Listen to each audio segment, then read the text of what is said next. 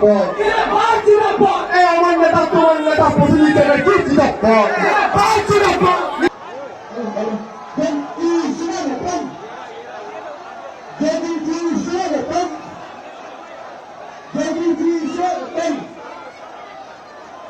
मैं कहूंगा ये बार खेला शेष, आप कहेंगे उन्नयन शुरू।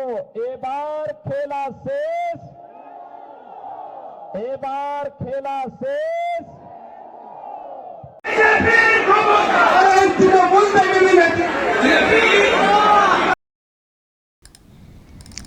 বাপ রে বাপ, লোক লোক লোক, শুধুই লোক। দর্শক, এ তো ছবি কথা বলছে, আমি আর কি বলবো। বাঁকুড়াতে যোগী আদিত্যনাথ এসেছিলেন, তো একটা রোড শো হয়েছে, শুধু লোক লোক সমাগম, ভিড়, ওনাকে ঘিরে উচ্ছ্বাস, ওনাকে দেখার জন্য, ছবি তোলার জন্য শুধু ভিড় ভিড় ভিড় ভিড়। দেখুন দর্শক, এ ছবি আমি জানি না এই রাজ্যের টিএমসি সুপ্রিমো তিনি এই ভিডিও দেখছেন কি না। দেখলে তো মনে হচ্ছে হার্ট ফেল হয়ে যাবেন। এ হলোটা কি? আর ওনারা যেসব মানে করছেন, আমি যে দর্শক কদিন ধরে দেখিয়েছি মানে কীরকম খাঁখা অবস্থা, লোকজন হচ্ছে না। আর সভাতে কিছু লোকজনকে আনা হয়, কিছু ভিড়, তাও চেয়ার অর্ধেক খালি থাকে। আর যে র্যালিগুলো ওনারা করেন, ওই পেছনে লোক হেঁটে হেঁটে আসেন, যারা দূর থেকে আসেন তাদেরকে এক কাছে জড়ো করে রাখা হয়, কিন্তু সামনে দুদিক দিয়ে দেখার মতো, হাত বাড়ানোর মতো কোনো লোক থাকেন না। আমি কালকে একটা ভিডিও দেখেছি, যারা দেখেননি দেখে নেবেন। আর মোদি, এই যোগী আদিত্যনাথ এসছেন, দুদিকে মানুষের দাঁড়াবার জায়গা নেই, ছবি তোলার হিড়িক বা এ করা, মানে কি ভিজুয়াল, কি ছবি।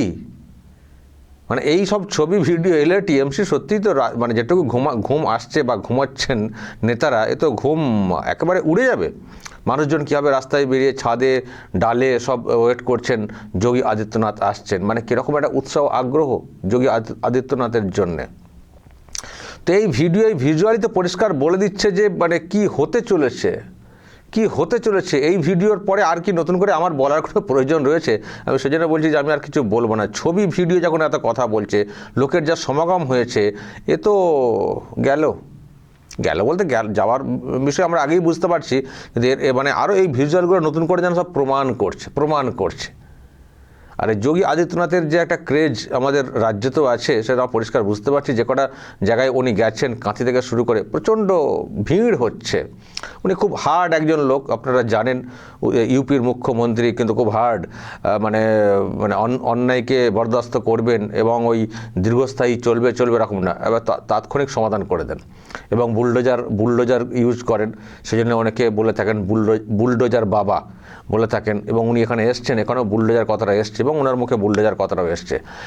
এখানে এসে ওই রকম স্লোগান দিচ্ছেন যে ইউপিতে এখন নো কারফিউ, নো দাঙ্গা, এখন সব কিছু চাঙ্গা বলছেন না, স্লোগান দিচ্ছেন।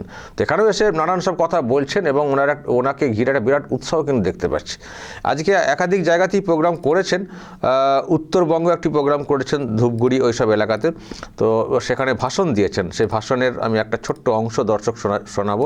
উনি যে কথাগুলো বলেন খুব জোরের সঙ্গে বলেন এবং তার সঙ্গে বিরাট মানে উদ্দীপনা বিজেপির কর্মী সমর্থকদের মধ্যে, সেটাও দেখতে পাই ওনার ভাষণ শোনার পরে। এবং বেশ চাঙ্গা করার মতো ভাষণও উনি কিন্তু দিয়ে থাকেন। দেখুন ধূপগুড়িতে কি বলেছেন, একটু শোনাই। बंगाल की धरती तो काली की धरती रहेगी, मां काली की धरती, मां दुर्गा की धरती रहेगी, वंदे मातरम की धरती रहेगी, और हर हर महादेव का गूंज इस धरा से लगातार चलना चाहिए। और यही आह्वान करने के लिए आज मैं आपके पास आया हूं। भारतीय जनता पार्टी ने श्री नरेश राय को अपना प्रत्याशी बनाकर के आपके बीच उतारा है। आप नरेश राय को अपना आशीर्वाद देंगे? सभी लोग, जहां तक मेरी आवाज जा रही है, ऑन रोड पे जो लोग रोड के ऊपर हैं, सड़क के ऊपर हैं, भीड़ कम पड़ गया है, और इसलिए मैं आपसे कहना चाहूंगा, नरेश राय को विजयी बनाइए। बीजेपी की डबल इंजन सरकार लेके आइए। ये टीएमसी के गुंडे और उनके सिपा सालार जो धमकी दे रहे हैं ना, 4 मई के बाद ये लोग आपके सामने नाक रगड़ते हुए भीख मांगेंगे, घुटने टेकते करके। তো এরকম ভাষণ দিয়েছেন মানে উজ্জীবিত করার ক্ষেত্রে যেভাবে উনি দিয়ে থাকেন সেটা করেছেন, কিন্তু দর্শক আবারও বলবো সবকে যেন ছাপিয়ে যাওয়ার মতো একটা অবস্থা, সেটা হচ্ছে বাঁকুড়াতে এই যে র্যালিটা মানে এই যে উনি যেটা করেছেন রোড শোটা করেছেন সেখানে ভিড়টা, এই ভিড় মানে পুরো পলিটিক্যাল মহলকে চমকে দিচ্ছে যে এত ভিড় কি করে হয়। তার মানে একটা যোগীর অবশ্যই একটা ক্রেজ আছে, তার সেটাকে মানে সেটা একটা ব্যাপার, তাকে দেখার জন্য রাস্তায় বের হয়েছেন, কিন্তু এর মাধ্যমে ওটাও প্রমাণ হচ্ছে যে বিজেপি আসছে। বিজেপিকে এবার আটকানো খুব মুশকিল। আর বাঁকুড়া, পুরুলিয়া ওই সব এলাকা একেবারে পদ্মময়, বিজেপিময় ভিজুয়াল কিন্তু সেটা বলছে। দর্শক বলবেন যদি আপনাদের এই নিয়ে আর কিছু বলার থাকে অবশ্যই বলবেন কমেন্ট বক্সে। নজর রাখবেন আরামবাগ টিভিতে।